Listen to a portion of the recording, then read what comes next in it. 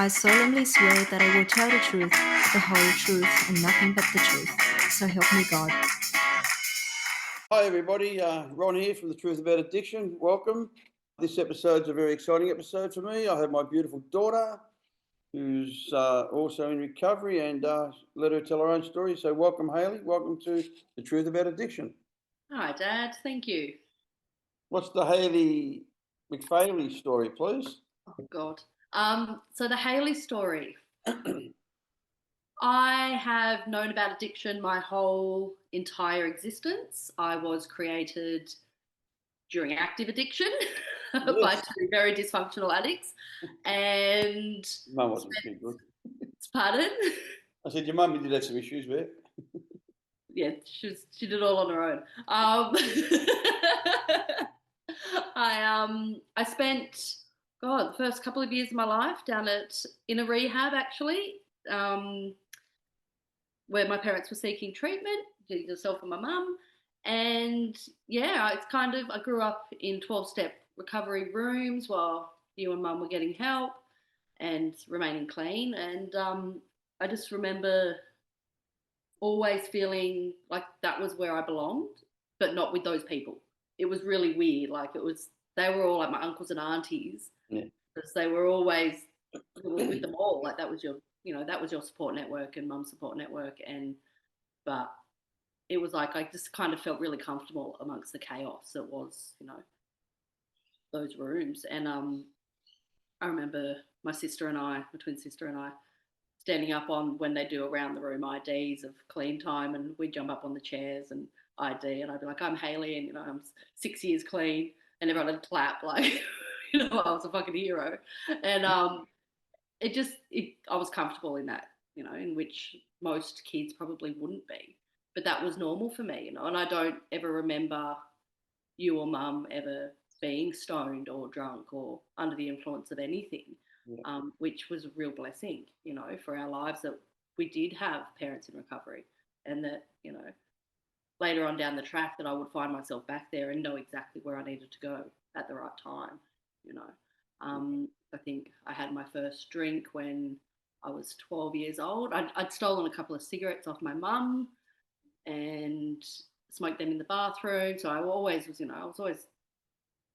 felt like I had to do something. I was always a bit naughty, and the sense of the word naughty. I had my first drink when I was 12, after hurting my back at a friend's holiday house. I got thrown off her horse, and her family were big drinkers.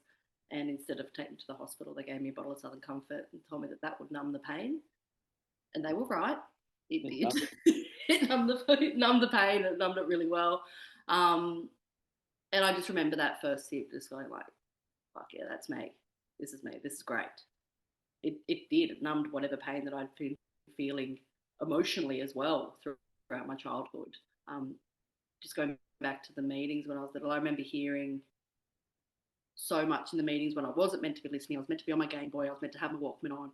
But, I was still hearing a lot of things, and I knew what drugs or what substance couldn't change the way I was feeling, no matter what feeling it was. Like people would say, I felt this and I took this and it felt great. So I was like, oh, okay. And it was kind of like subconsciously that went in the memory bank. Like I knew what would make me feel what. And so it was always just like it pricked my interest. So I was always looking at people who were in recovery, but then also, people outside of recovery. And I just kind of felt like they were my people. I was, I knew I was an addict deep down, but I never, I wasn't, I didn't aspire to become someone that had to go to meetings. I thought that I could beat the system. I didn't have to be like them, but I could still party. After that first drink when I was 12, it sort of then became a weekly thing. I would go and stay at my friend's house, and I'd have a glass of wine every dinner, and I'd be sort of manipulating their parents in like, put my wine glass on the table, and they were like, oh, what? And I was like, come on, cough it up. Like, I know you got no problem supplying a minor. You did it the other time. And so they kind of used it as like a keep me quiet, because they knew that they'd done the wrong thing. And I completely manipulated that. And it turned into, oh God, I think I had smoked pot earlier. I'd found it in my friend's parents' house. and we were looking for cigarettes, and we found a bag of weed, and I showed my friends that I could roll a joint with it, because I'd watched people at meetings roll cigarettes, and my sister and I and our friend, we smoked this joint that was, oh god, ghastly now that I look at it, the way it was rolled and all the rest. But and I remember feeling really sick and going, oh, I'm not sure about that. So I didn't really ever go back to smoking pot regularly until later on, when I was like about 14, 15. And then that kind of became a staple for quite a while. I was heavily into the grunge music and that scene, and Kurt Cobain all over my wall. And Kurt Cobain. yeah, yes. You did make me cry one time when you asked me about the colour of his eyes, but we won't go there. Not now. I don't want to cry again. It's still raw. Yeah. Yeah, I just kind of, I kind of felt like I was never going to be out of control. I was never, but the stage I was feeling like I was never going to be out of control. I was already well and truly beyond my years with what my peers were doing, what my sister was doing, what anyone else in my friend group or in any other group of kids my age were doing. Like I was different, and I grew up in private schooling, and I was that kid, I was that one that everyone was like, they were friends with me, but they didn't know why. There was something different about me. And I felt that as well. Like, I had all that, I'm unique, I'm different to everyone. But I kind of, I mean, I had a bit of chaos growing up, and it it kind of just made me, when I was drinking, when I was doing drugs, I was smoking pot, I started doing heaps of acid when I was about 15, 16. Um, it kind of just made me feel like no matter how chaotic the rest of my world was, I was really settled with it. Like, it was something that was mine, and that was something that I held on to and I identified with, was as I was that kid that did that. None of my other friends were really into anything outside of having some drinks and smoking some weed. Um, I remember, like, it was kind of just no matter where I went, like even at 15 years of age, I moved up here up to Queensland to be with you, Dad, and it was put me in a really, really good school up here. It's from day one, I pinpointed the ADHD kid and got his Ritalin off him. Mm-hmm. It was just kind of like, it was a fresh start. It was, I'm not going to fuck it up anymore. I'm not going to do the wrong thing. And it just was like my innate nature of, that kid there, he's ADHD as fuck. He doesn't need his meds. I'm going to go talk to him, And then he was giving me his meds, So then I just kind of just went, fuck yeah, this is awesome. No matter where I went, I could just spot the kids that could get me what I needed. And it wasn't with malice or anything like that. It was just, that's just what I did to make me feel somewhat human, or not human, actually, just sort of just to escape whatever my reality was and my internal shit was. And I just, it was a bit, I can't really, I don't know. I just feel like I was told from a really young age, from my mum and her side of the family, that I was going to be a drug addict, that drugs were fucked. And, I aspired to be like my dad. And, we were so similar in so many ways, just the way we talk, the way we look, a lot of things. And I think my mum just saw a lot of you in me, and that created quite a horrible relationship between her and I. And, and I called her on her bullshit. I'm not one, not backwards and coming forwards ever. And anyone that knows me knows that, and I kind of always just felt left out. Like, I remember one day I was drawing tattoos because I wanted to be a tattooist. And, every time I'd see a new tattoo on my dad, I'd be like, hell yeah, that's amazing, and you would go around the world and collect from the best artists ever. And I remember one day I was drawing tattoos, and then I smoked a joint outside my bedroom window. I think I was 15. It was just before I moved up with you. And my mum came storming into the room, searched my room, found my weed, and ripped up all my drawings. I was like, what the fuck? And she goes, you're just going to be a tattooed whore. Like, tattoos are just for bikers and sluts and this. And I was like, it's something I love. It's my passion. And I just remember that was something that made me go, well, fuck this. Like, I'm just destined to be a fuck up. Mm. And I had that feeling deep inside me, and it was just like it was really hard to not lean into drugs and alcohol when I was feeling that fuck, because I really didn't have anywhere else to turn, and I didn't know coping mechanisms. I didn't know how I was meant to behave, you know, and I just would look at all these other kids that I was surrounded by that appeared normal, you know, and had all these normal families, and you know, mine was far from, you know, like I remember around that same time, my mum's boyfriend was using, you know, and I adored him. I fucking adored him. Like he was just such a good human, you know, especially to us kids. And I remember I used to raid his pockets all the time, and I'd find fits and gear, and I'd be hiding it, and you know, then my mum would be searching me, and then telling you that you know, I was using, or I was going to go to school and big note that I had heroin, and I was like, it was like I was always felt like no matter what I did, I was fucking shit up. You know, like when genuinely my intention was to steal it off him, get rid of it, but didn't have the opportunity to get rid of it. So I was like, well, keep it so I know it's safe and no one else is using it. You know what I mean? And it was just kind of like I just constantly felt like I couldn't do the right thing, no matter how fucking hard I tried. You know, and I knew that if mum had found his gear or if he used it, then they'd break up. And that was the only stability I had in that household was that he was going to be there, and you know, dinner was cooked and everything was okay. But as you know, as stable as it could be with a using addict, you know. But I know that you know, all his intentions were good, but it was he just could not stop to save himself. And there's a lot of reasons why I think I turned to drugs, apart from you know just that. I think it just always sparked an interest in me, but it was also you know I wanted to, you know, deep down I wanted to know what they felt like. I wanted to know what it was. You know, I found not feeling the feelings that I felt when I was sober was was much more manageable. And the drugs were great until they fucking weren't. You know, like everything was working out great for me until it wasn't. Yeah. You know, and then it just became this cycle of I couldn't stop using. I couldn't, you know, and it did move on to the next best thing. I found speed. I found, you know, found myself getting kicked out of schools, not because I wasn't bright, like I was doing the work and I was, you know, I was acing exams and all the rest, but I didn't want to be there. I just had no interest in it. I'd have the schools saying to me like, you know, you're so capable, but you just don't give a fuck, you know. And I was like, well, I do, but I don't give a fuck about the stuff that I care about, you know. Like I'm sitting in art class and I'm drawing all these things, and they're like, no, you've got to draw this square. And I was like, I can draw a fucking square. Like just because I had to conform all the time, I was just like, this isn't the way for me.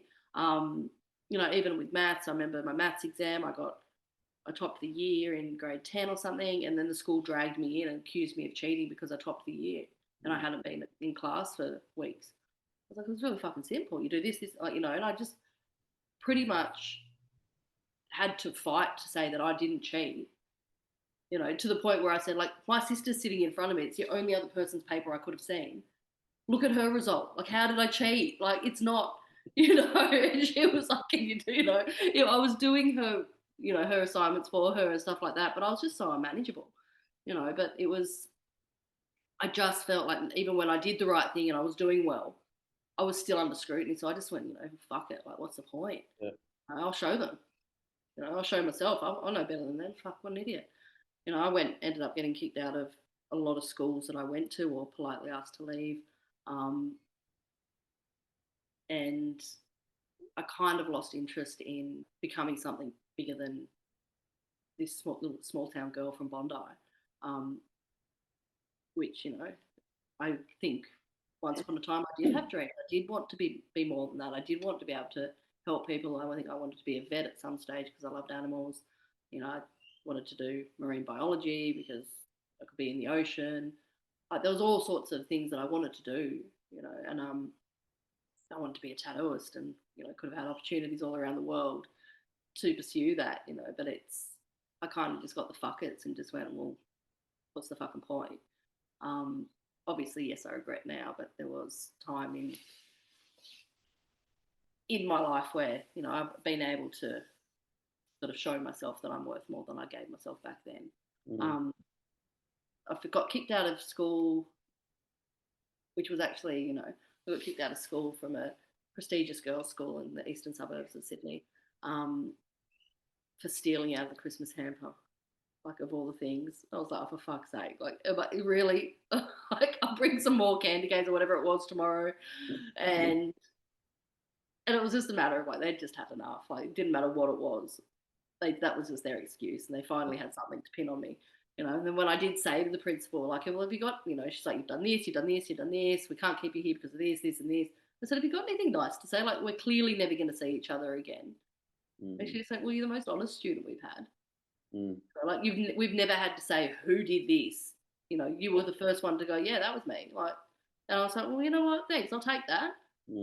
I'll take that I'm honest because I fucking am. And that was nice to hear that coming from someone who really did not like me.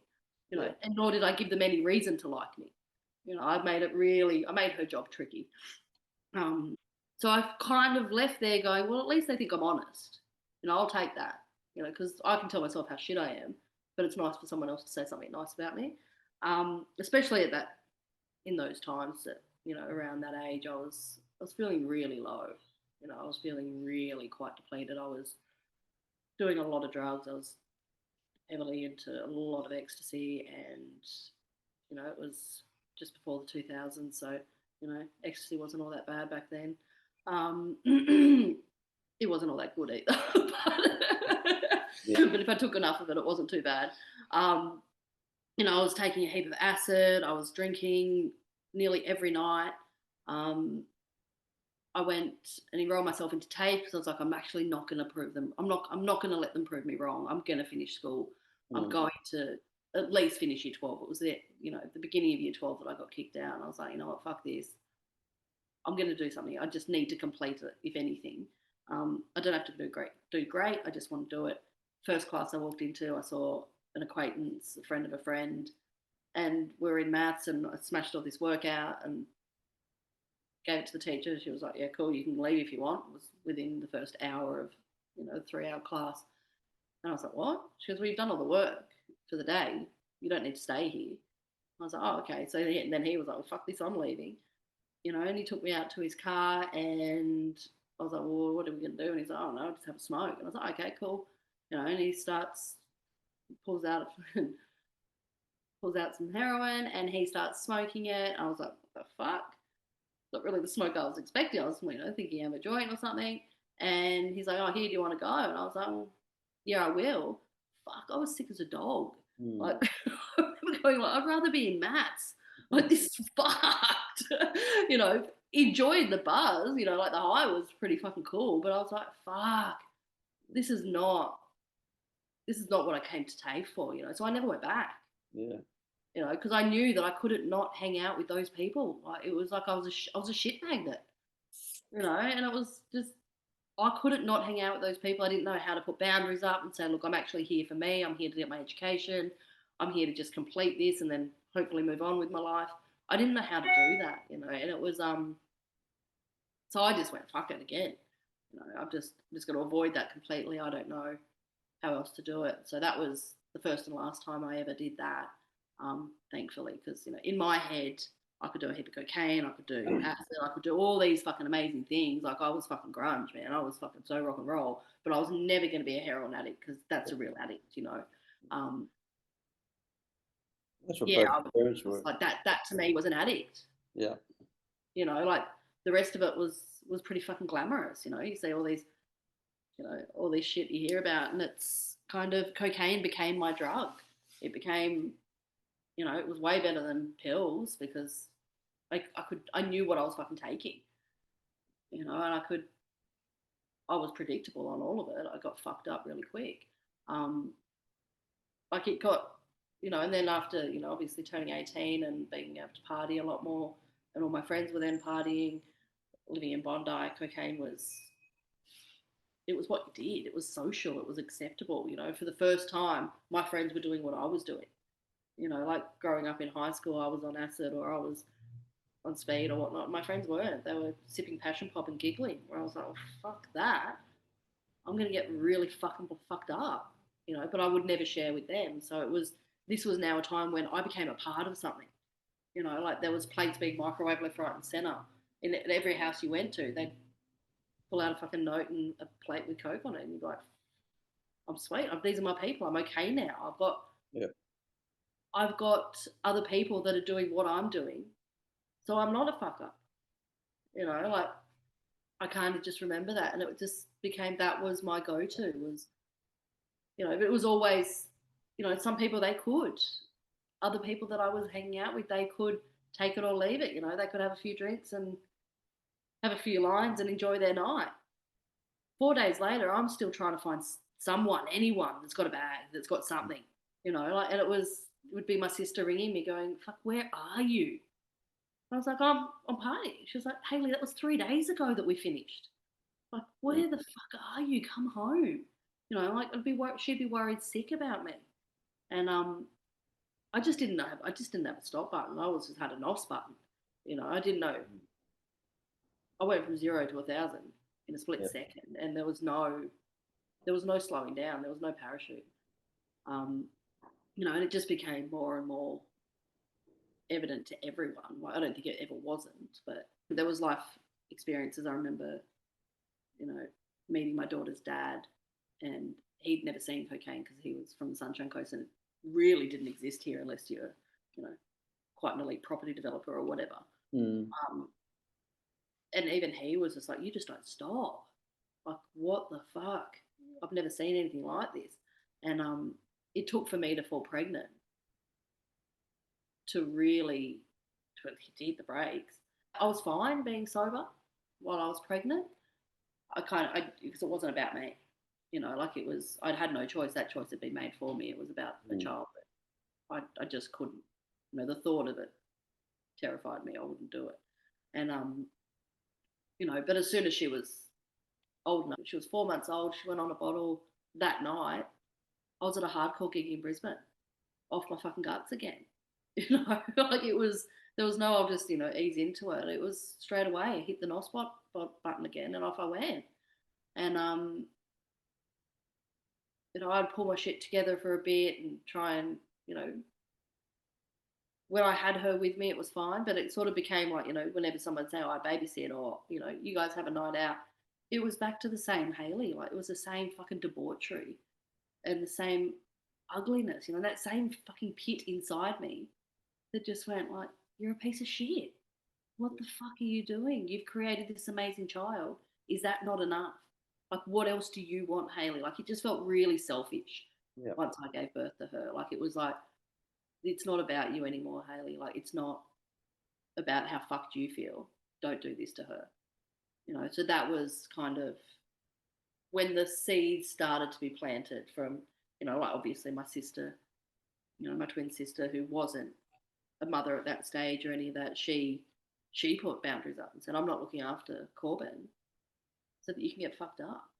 I was like, what? You look after all your friends' kids so they can go out and drink? Why don't you look after, like, and I felt once again like I'd been shafted. Like, what do you mean? She was like, I'm just not fucking doing it, Haley. Like, I'm not looking after her for that reason. Because I'd go MIA. I think I rang her one night. She'd looked after Corbin, and I'd driven somewhere. I didn't know where my car was. I didn't know where, and she goes, Haley, that was 2 days ago you left her here. And that was the beginning. I was like, what? That's not the mother she deserves. That's not who I am. Well, it's who I am, but it's not who I am as a mother. Yeah. Like, I'll fuck my own shit up, but I don't want to fuck her shit up. Like, it's not her sentence, I do remember, like, trying to hold it together a lot of times. I think you called me once from prison, and I just remember saying to your dad, I'm fucked. I need to go to a meeting. I think I need to go to a fucking meeting. And I remember that just coming out. Like, it hadn't been a thought leading up to you calling. It hadn't been, like, I just remember you saying, darling, I'm worried about you. And I just said, I'm fucked, Dad. Like, I can't stop drinking. I can't stop using, and it got to the point where I was in this dodgy little unit in Botany, which was fine, because it's what I could afford at the time, being a single mum. And I was putting her to bed earlier and earlier every night, and dinner, bath, bed became like this autopilot robotic routine, just so I could have a drink, so I could obliviate myself, so I could get to sleep, so I could not feel, and I wasn't present with her. I wasn't eating dinner with her. She was eating, I wasn't, putting her in the bath. I was like, come on, wash your hair, do this. I wasn't connecting with her and I wasn't present. And that's kind of where I got to. No, the morning I spoke to you, actually, I had woken up, something was annoying the shit out of me. And I remember just going, oh, fuck off. It was 10:30 in the morning. By the time I opened my eyes, I said, oh, fuck off.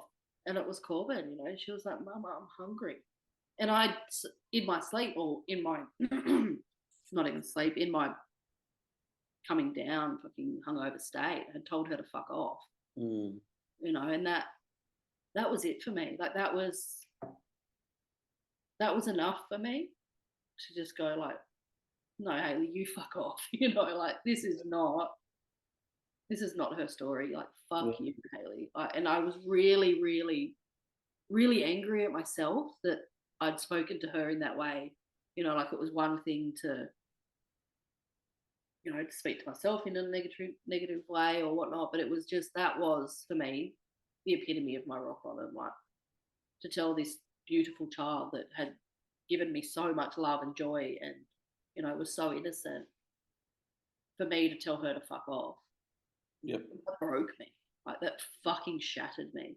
And I looked beside me and there was a plate next to me and there was, like shit was just, I'd probably had about 3 or 4 bottles of wine that night. Didn't even drink wine, but it was just like, that's all I could get at that stage. And I don't even remember drinking it. I don't remember using Coke, which was, there was a plate next to the bed.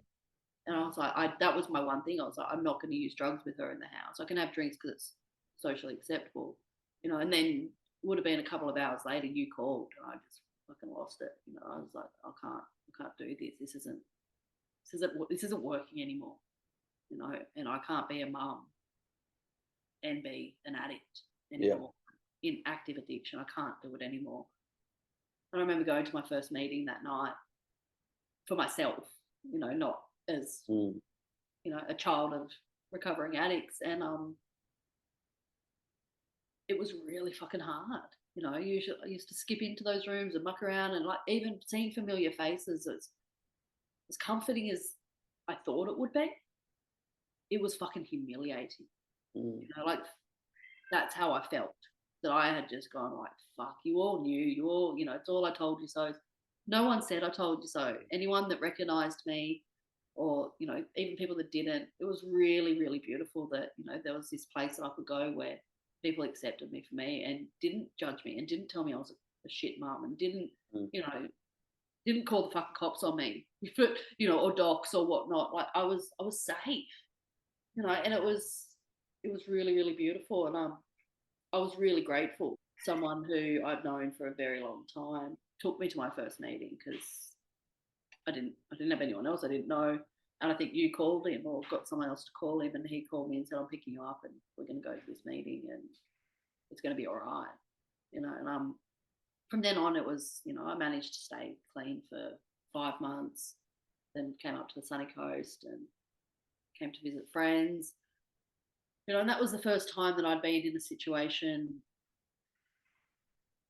I think I was abstinent, but I wasn't working a program. I wasn't, I was just white knuckling it through, really, just don't drink. I hadn't had a sponsor. I hadn't, no one to sort of guide me. I wasn't making calls to anyone in recovery. I just kind of just went like, yeah, cool. All right, well, I'll put that down now. I'm all good.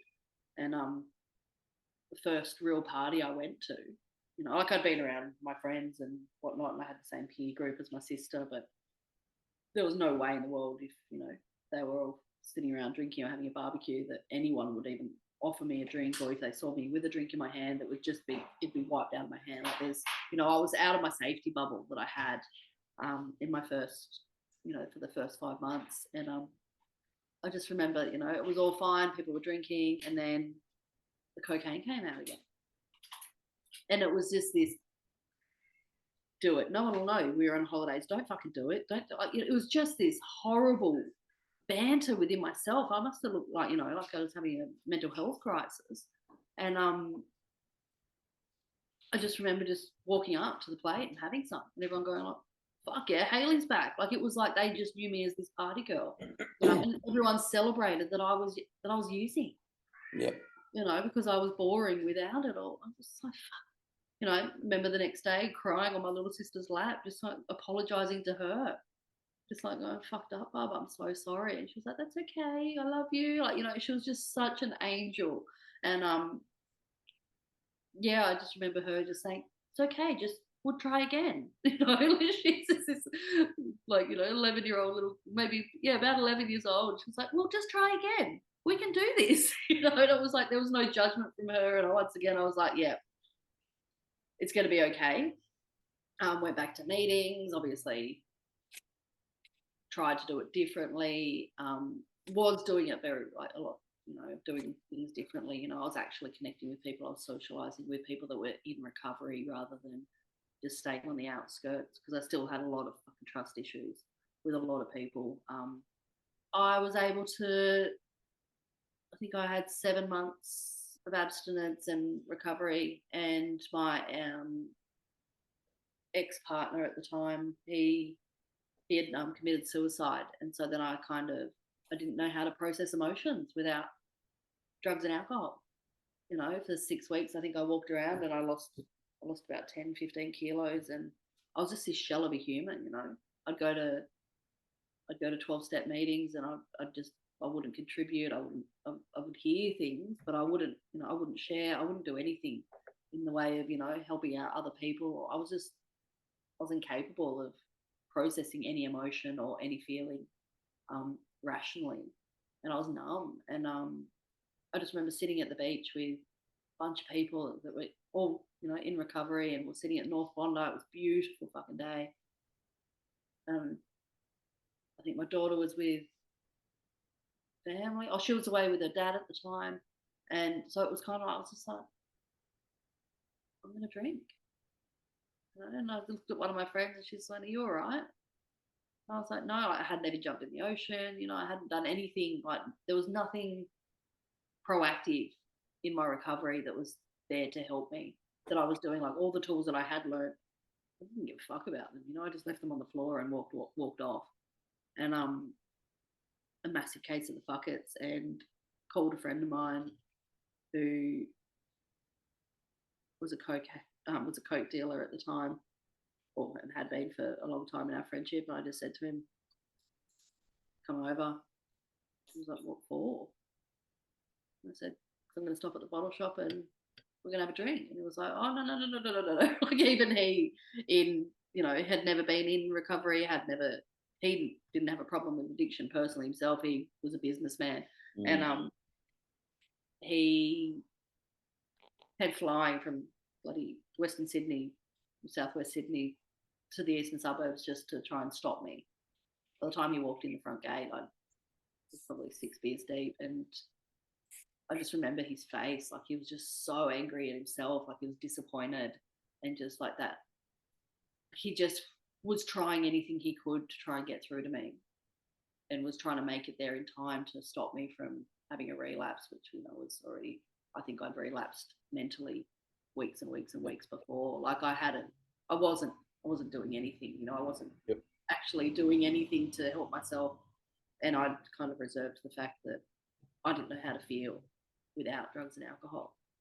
I could put on a facade, I could smile, I could do all that. But once these huge emotions came up, I couldn't do that, and I couldn't be of service to anyone else. I was no good to myself. And I remember begging him to give me coke, and he was like, I didn't come and see you. I didn't bring anything. I don't ever bring anything when I come and see you. Like, you're my friend, first and foremost. You are like my best friend, and I've never ever seen you as someone I would ever supply to. Like, you're not that person to me, Haley. I actually genuinely care about you. But it turns out I ended up manipulating him to get someone to drop some off anyway, because he didn't want me to pay for it. It was like, no, you can't trust them. They're going to jump on it. This, that. Anyway, I ended up getting him to get someone to bring some for me. And he sat there with me for the whole night while I cried, laughed, and just actually learned. And, he just kept me safe while I had this really fucking, like, horrible relapse. And it lasted the night. The next day, I walked into a meeting, and everyone goes, "Fuck, what's changed?" Like, and I just said, and I surrendered. I said, I fucked up. I used, and one day I'm back to one, today. I fucked up last night and I need help. And that to me was, I said, I can't, every time I have something come up, I can't do that. That's not me. That's not how I'm going to live the rest of my life. And, just waiting for that next feeling to hit so that I can unravel again. I'm not playing that game anymore. And I think it was within a couple of days, someone had shipped me off to fucking rehab and said, "You're not doing this, Haley." It was actually, beautiful Rhonda had said, "We've called Barb and you're in. You go tomorrow." I was like, "Oh fuck, what?" I don't want to go. So I said, "I can't because my daughter." She goes, "No, take your kid with you. You're going in." I spent 6 weeks in there and I had to get really fucking real. I had to get really honest and raw and look at my shit, and that was the beginning of really fucking amazing things for me. And I'm so grateful that I got that opportunity to go somewhere that was hellish, taking my daughter into a rehab. I was just, going like, fuck, what am I doing? This is deja vu, it's generational. it's definitely a bloody hereditary disease. It definitely is, and I was like, well, no, I just need to I need to not have this replay for her later on. Like, I need to do this and I need to do it right. And I vowed that I would never put her in that position again where she would have to either not be with me because I was in rehab or be with me in a rehab again. It wasn't a nice place for her. But yeah, I mean, I did. I got a really beautiful sponsor. I got a lot of help. I got recovery, and I got the message, and it was loud and clear. And no matter what, I couldn't use again, but I had to put the tools in place. I had to have strategy. I had to have more to help me. I couldn't just do it on my own and, go along the outskirts of things, which, and I took myself back to school and finished year 12 at TAFE without the drop kicks. I wasn't a shit magnet. I hung out with the really fucking cool kids that did their work, did assignments, and it wasn't easy this time. Like I was actually putting the effort in and I cared about my results. So I finished year 12 at TAFE, and then I remember my nan saying to me one day, "Why don't you be a nurse?" And I was like, "Nah, I don't know if it's for me." And she was like, "Well, why not?" I was never allowed to do it. Her mother didn't let her become a nurse and she wanted to be one. So I was like, "Oh," and my sister wanted to become a midwife. She said, "Well, I want to be a midwife." I said, "Well, cool, let's enroll together. We'll do it together." And I got accepted and I went, "Well, fuck, I guess this is what I'm doing now." Okay. I've got nothing else to do. So I'll do it. I'll give it a go. And it turned out to be the best decision I've ever made, apart from having an amazing daughter. Like it's being clean and having a life without drugs made things really clear for me. Funny that. That there was more than just debauchery and, the places that drugs and alcohol took me was really ugly. The places that not having any substances in my body has been really beautiful for the most part. But I'm now, a nurse and I'm helping people I'm helping addicts get clean. I'm running a 25-bed detox hospital, which has been really, really rewarding. It's been hard dealing with a lot of people in early recovery every day. The madness, the compulsion, the manipulation, like all of that stuff is there. And it's a really stark reminder of I don't ever want to be there again. But it's also a way that I can, use my experience to be able to tell young girls as well, especially young mothers, like, yep, there is more. There's so much more, and I've got a really beautiful relationship with you, now that we always were close, but there was always that element of I was incapable of giving much more than what I could at the time, where now it's, hey? You would have got busted if you got too close. Yeah, well, a little bit. Yeah, I mean, it's not like you didn't know, but like everyone knew. I was honest. I was always honest. But you've got a young family that I'm able to be there for them, and I love that. You know, I've got my own daughter who's nearly 18 now. She doesn't remember me drunk or high or you know any debauchery. She doesn't remember me ever being violent because I was an angry little girl. You know, up until you know, and it was I was in bar fights. You know, I remember Raven, my little sister, having to patch up my hands and stuff when I'd come home from being out. Like she'd be the one with ice on my hands so that you wouldn't see. And idiot, still not an idiot. The punch up at Bondi? Hey, remember the punch up at the Bondi Hotel? Yeah, there was a couple of them. Yeah. The guy that pushed bookies. Yeah. So you punched him? Yeah, there was a couple of nights with theirs, you know. Then your brother-in-law had to kidnap the taxi driver. Yeah, we had some fun. Yeah. I'm glad we don't have that fun anymore. I'd rather have the fun at, you know, these days I have fun at, you know, my nephew's footy games or that's fun. Place in the pool. Yeah, that's it. Like, you know, and it's been like who I am now. You know, like I'm coming up to 15 years in January since I've had a substance in my body, and who I am now compared to who I was for the first, God, I was 24 when I finally got clean. You know, like. So you're nearly 40. Allegedly. Cannot confirm nor deny these allegations, Mr. Isherwood. You know, like I think I'm a really good mom. I have a really beautiful, honest relationship with my daughter who is a really stable, well-rounded, happy, loving, caring human being. You know, all these things that I never was at her age. You know, I was caring, but I didn't care about myself. Yeah. You know, I wasn't selfless. I was selfish. You know, and she's everything that I wanted her to be, because it was everything that I wasn't. Hey. So I think you're being a little bit harsh, but that's okay. Yeah, but I wasn't that. I was I was a deadbeat, you know, and I did care about people, you know, like I cared about my family. I had values. I had, you know, core values that I still hold strong to this day, but not towards myself and not towards part of the disease. Yeah, and it's to see this really beautiful daughter of mine that, you know, I'm just so proud. Yeah, I've been there for that, and you know, like I always say, you know, when people say, you know, you raised her really well, I'm like, fuck, man, she raised me. Yeah. You know, like she did the heavy lifting.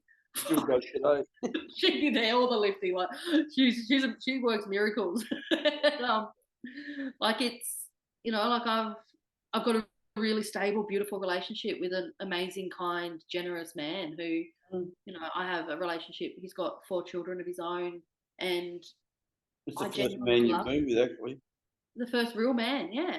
And it's really beautiful, you know, like his kids have accepted me. Yeah.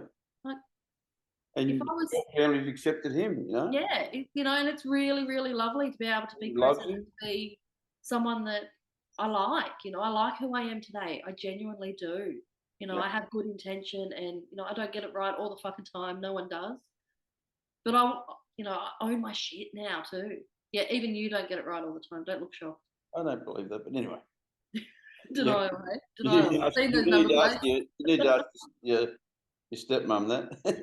Yeah, I'm sure stepmom would tell me that you're always right. And but it's you know, just to not have substances. Yeah. And chemicals and things to change how I feel about me. I actually feel all right. No more. You don't have to lie. That's I don't. About recovery. Yeah. You don't have to lie to yourself. You don't have to lie to our family. And some days I don't like myself. You know, sometimes I don't like things that I'm doing, or I don't like, you know, but for the most part, I do, you know, and that is amazing. From a kid that I remember my birthday in Prospect, blowing out the candles. I would have been, 6 or 7. Yeah. And I remember everyone going, make a wish. Blowing out the candles on the birthday cake, and I wished to be fucking happy. Like, at that age, there was already the isms or whatever it is, the unique differences and the misery that I was feeling, that I needed to feel that with something, which I, you know, at that stage wasn't using substances, but it was still there. I remember, you know, birthday cakes, 6 years old, thinking I want to be happy. Like, it's meant to be the happiest day of my fucking life. It's my birthday, you know. But these days, I've got the life that I fucking dreamt about. Yeah. More so because I never ever dreamt that I'd be getting married next year, that I'd have an 18-year-old child who hasn't caused me any drama. In recovery, Yes, since you've been in recovery, your life has changed. You work in drug and alcohol and you help people. I do. I try to. I like to think I help. I take that out of your vocabulary, the try to, because when you say try, it leaves a gap for failure, and I don't believe in failure, as you know, so I do help people. Okay, I help people. Because the messages we tell ourselves are the messages that our brain and our body cells take in. So I never say try, maybe, should, sort of. I'm not like that. You know that I'm not. I know. I'm doing a good job. I do the best of my ability. And if that's not good enough, well, so be it. But just for the day, I'm helping people. Just for the day, I'm a good mum. Just for the day, I'm a good partner. Just for the day, I live an honest, trusting, beautiful life because I don't take a drug one day at a time. That's me. That's you. Basically, you live the same recovery I live. Yeah.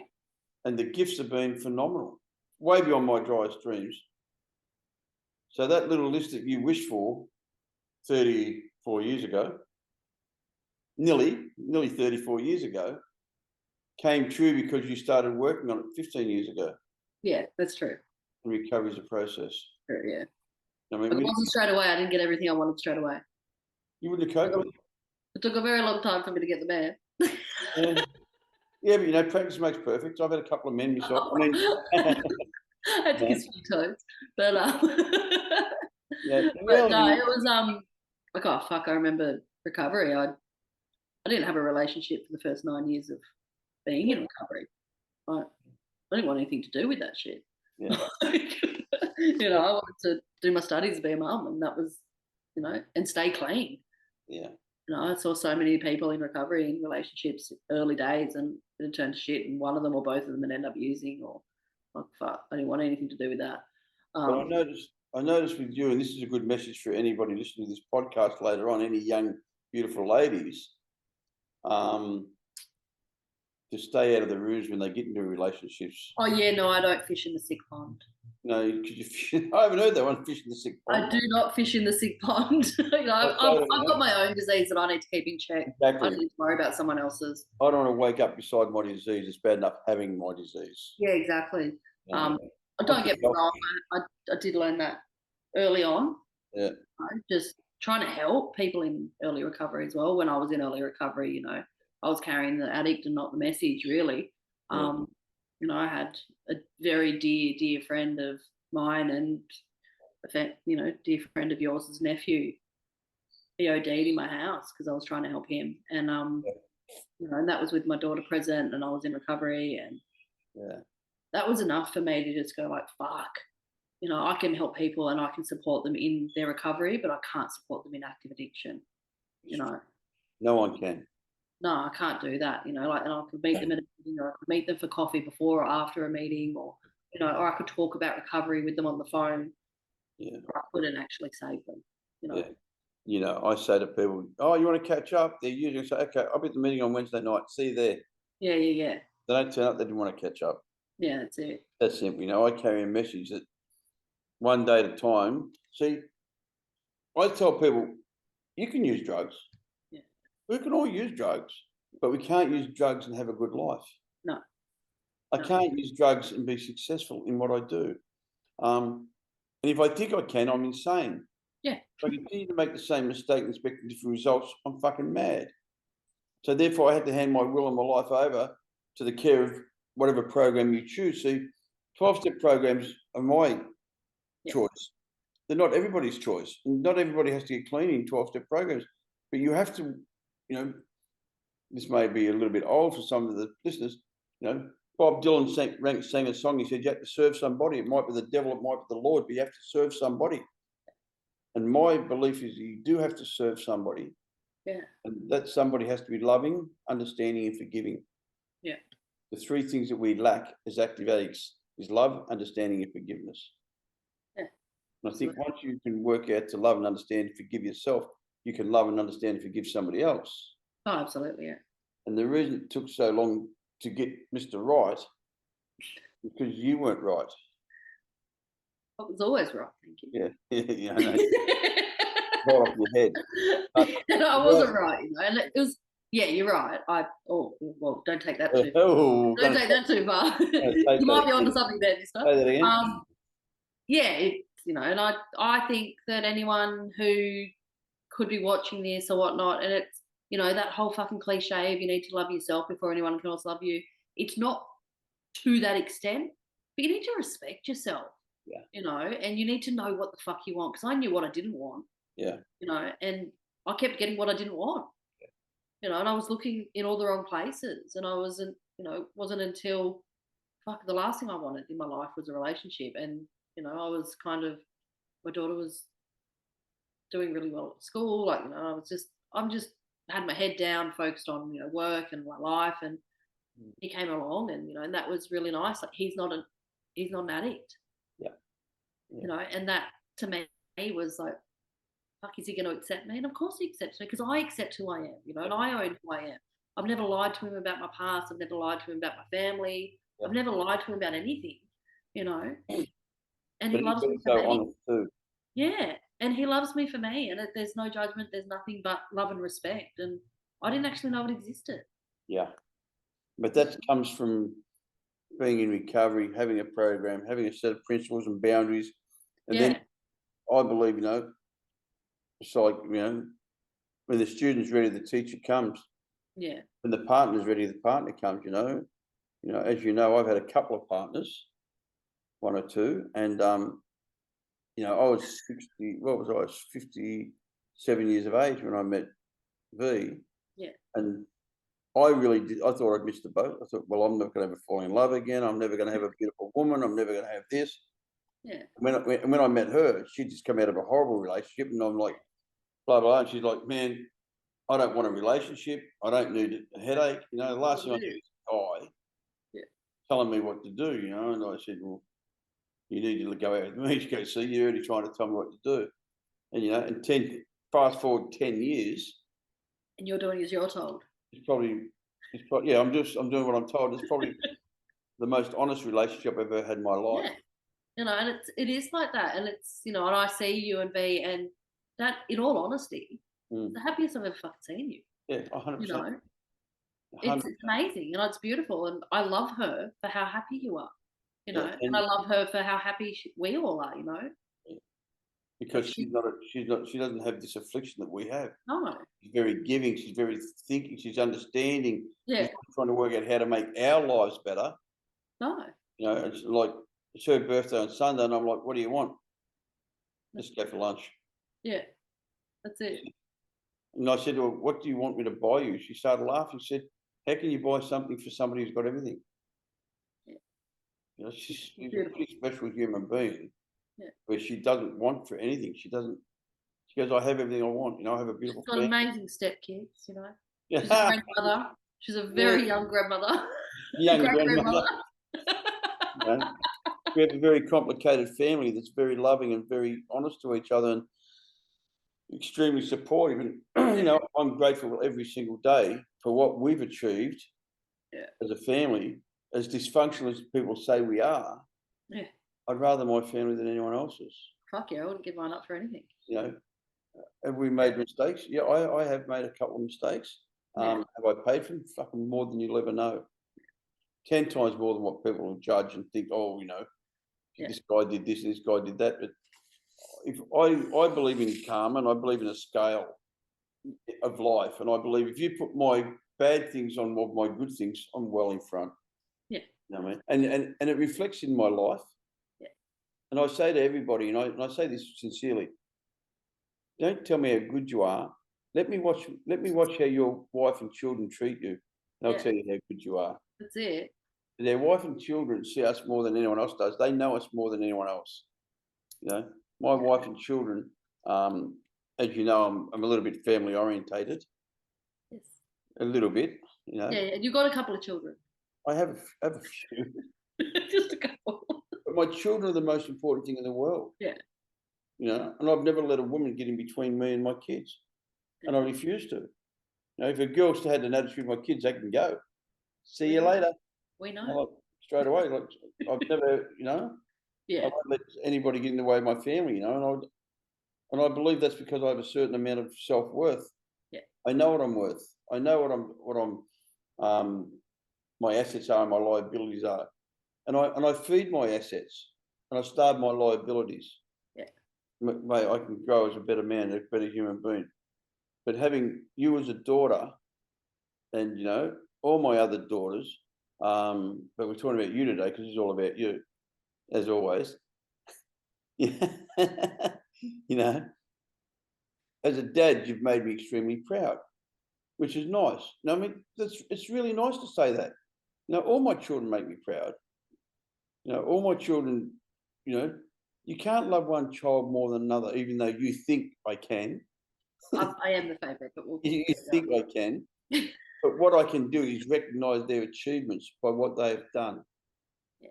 And the diversity and the adversity that you've come through is a really proud thing for me. It is. It's a beautiful thing.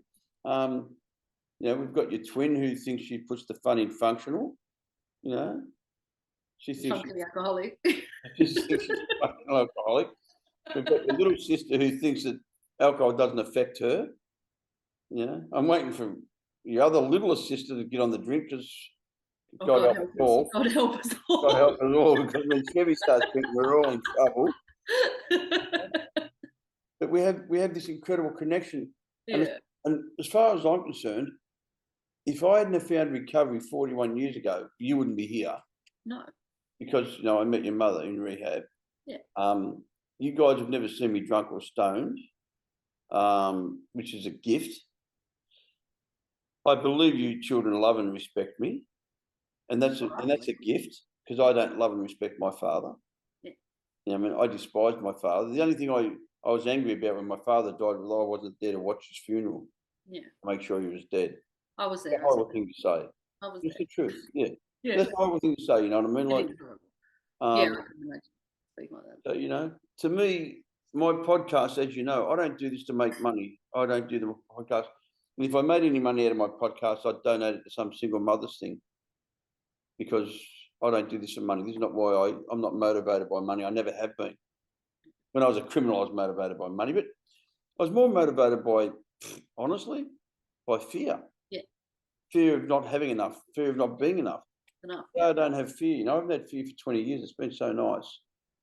I haven't committed a crime for over 20 years. It's pretty special for me. But that was my hardest drug to give up. Yeah, absolutely. That was the hardest one for me to give up, was crime, because that's what I was. I was born a criminal. You know what I mean? I think I stole the nurse's fucking wallet on the way out of the womb. I was just my old man was a thief, and that's what I was taught to be. Yeah. But today I don't steal people's time. I don't steal people's emotions. The thing I don't do is steal people's trust, which is, to me, a really important thing. Like, I have the similar affliction to you. Everybody knows where they stand with me. Yeah. On my gravestone, it would have, he died, and everybody knew exactly where they stood. I don't call anything what it is unless it is what it is. Yeah. But I'm really, really, really proud to have you on this podcast. And I'm sure that you're going to help and touch other beautiful females out there, because we have a large gap in the recovery cycle between men and women. Yeah. And I think it's really unfair that anybody should have a title of race or sex or creed or religion or lack of religion that dominates any group of people, And it's very hard for single mothers, because we don't cater for them enough. Yeah. The government doesn't recognise the need enough. They're starting to come out with all this domestic violence stuff. Don't forget, domestic violence is also emotional neglect. This is domestic violence. And we're emotionally neglecting women all over the world by not having facilities directly made out for single mothers. Yeah, absolutely. There should be rehabs just for single mothers. Yep. Completely protecting them from themselves and their partners and everybody else, But we won't get into the political bullshit, because that's not who we are. No. The philosophical bullshit of our government is none of my business. All I can do is change me. I can't change the world, And I'm incredibly proud and happy that you changed yourself.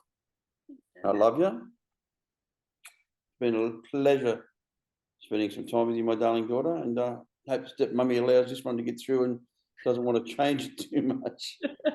Doesn't put it at the bottom of the editing floor like the last one. Exactly. For the listeners that don't understand, Haley and I did one of these months and months ago. It was my first podcast ever. It was my trial podcast. And we didn't say that she was my daughter. And my wife stepped in and said, I found that was dishonest. It was deceiving. I'm like, what? They go, well, you didn't. Haley talked about her dad, but didn't say it was you. And I'm like, look at our heads, mate. Yep. It's pretty easy to work out whose kids I have who. strangers stop me asking me if I'm your daughter. Yeah. Those strangers stop me and ask me if I'm your daughter. It's the hair. It's all the hair. And, all right, I love you. I love you, Dad. Love Thank the you. family. Bye, sweetheart. Bye, Dad. Bye, darling. I solemnly swear that I will tell the truth, the whole truth, and nothing but the truth. So help me God.